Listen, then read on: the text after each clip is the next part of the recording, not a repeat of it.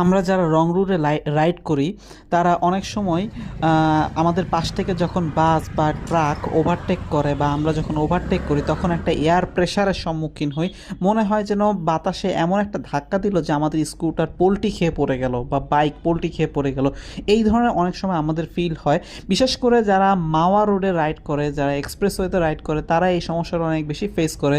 অনেকে পদ্মা সেতুর উপর উঠলেও এই সমস্যাটা বেশি ফেস করে, যে দুই সাইড থেকে বাতাস এমনভাবে ধাক্কা দেয় মনে হয় যেন স্কুটারটা পোল্টি খেয়ে পড়তেছে। বা পাশ থেকে যখন বাস ওভারটেক করে যাচ্ছে তখন মনে হচ্ছে যে বাতাসের ধাক্কায় বাইকটা পোল্টি খেয়ে পড়তেছে।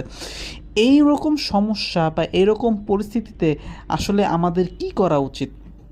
তো সেক্ষেত্রে আমি বলবো যে আমাদের আসলে যখন আমরা বাস বা ট্রাক ওভারটেক করব তখন যেন আমরা একটা নিরাপদ ডিস্টেন্স মেনটেন করি। একবারে ক্লোজ কল যেন ওভারটেক আমরা না করি।